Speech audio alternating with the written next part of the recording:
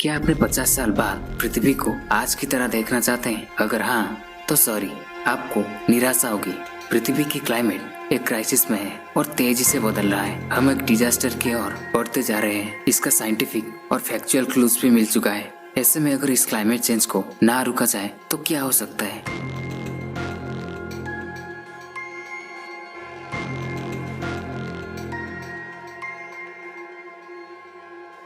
Heat waves, wild Fyers, floods और cyclones, ये सब की फ्रीक्वेंसी पहले से भी ज्यादा बढ़ चुका है और ये सब क्लाइमेट चेंज के कारण हो रहा है। आज पृथ्वी की टेम्परेचर प्री इंडस्ट्रियल एज से 1 डिग्री से भी अधिक बढ़ चुका है। ये सब होने की एकमात्र कारण इंसान ही है।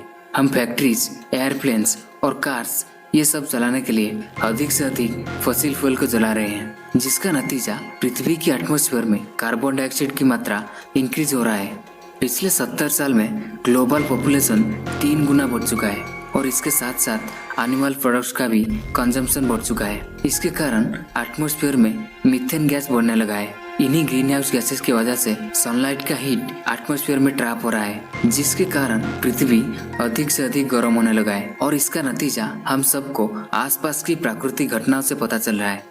आईपीसीसी की रिपोर्ट के मुताबिक सिर्फ 20 साल में पृथ्वी की टेम्परेचर 1.5 डिग्री बढ़ जाएगी और 21वीं शताब्दी के अंत तक ये टेम्परेचर 2.7 डिग्री हो जाएगी। नेचुरल एक्सट्रीम इवेंट्स और भी एक्सट्रीम हो जाएंगे। दोस्तों, ह्यूमन एक्टिविटीज के कारण पृथ्वी की क्लाइमेट पर बहुत बुरा असर पड़ा है। डिफॉरेस्टेशन और वाइल्ड फायर की वजह से जंगल्स खत्म होने लगी है और ये रिसेंटली ऑस्ट्रेलिया, टर्की और साइबेरिया की जंगलों में लगी आग से पता चल रहा है। इसके नतीजे में एनिमल्स की हैबिटेट टूटने लगा है और ह्यूमन एनिमल्स एक दूसरे के स्पेस में कंटिन्यूअसली एंटर कर रहे हैं। इसमें ह्यूमन एनिमल्स का इंटरेक्शन बढ़ रहा है और इसके कारण कोरोना वायरस जैसे बहुत सारे न्यू डिजीज पैदा हो रहा है। जंगल खत्म होने के कारण पेड़ पौधों की द्वारा कार्बन डाइऑक्साइड का कंजम्पशन भी कम हो रहा है और एटमॉस्फेयर में कार्बन डाइऑक्साइड का कंसंट्रेशन बढ़ रहा है।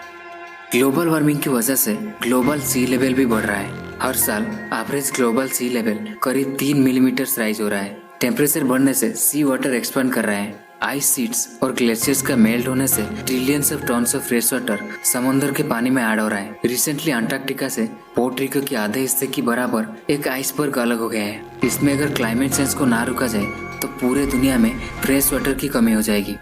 सी लेवल बढ़ने से बहुत सारे लोग होमलेस होने वाले हैं। आइलैंड्स और कोस्टल सिटीज में रहने वाले लोग मेनलैंड की तरफ आ जाएंगे। वर्ल्ड बैंक के हिसाब से अगर क्लाइमेट चेंज को ना रुका जाए तो 2050 के अंदर 200 मिलियन से भी अधिक लोग अपने घर छोड़ने को मजबूर हो जाएंगे। एंटायर कोस्टल सिटीज 80 ईयर्स में पानी के अंदर आ सकते हैं। फ्लड्स और साइक्लोनिक स्टॉर्म्स के कारण बहुत सी लोगों की जान जा रही है। रिसेंटली चाइना और जर्मनी की डिवास्टेटिंग फ्लड्स क्लाइमेट चेंज की नतीजा है।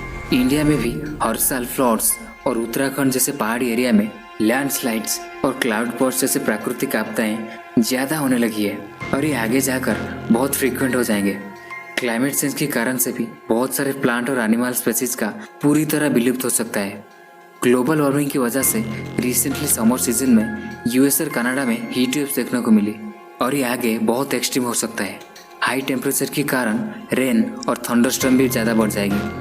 कहीं ड्रॉट जैसे सिचुएशन आएगी तो कहीं बादल फटा बारिश देखने को मिलेगी और ये बहुत एक्सट्रीम होंगे। इंडिया में भी मानसून का आना जाना अनियमित हो जाएगी। इसकी वजह से क्रॉप्स प्रोडक्शन सीवियरली कम हो सकता है।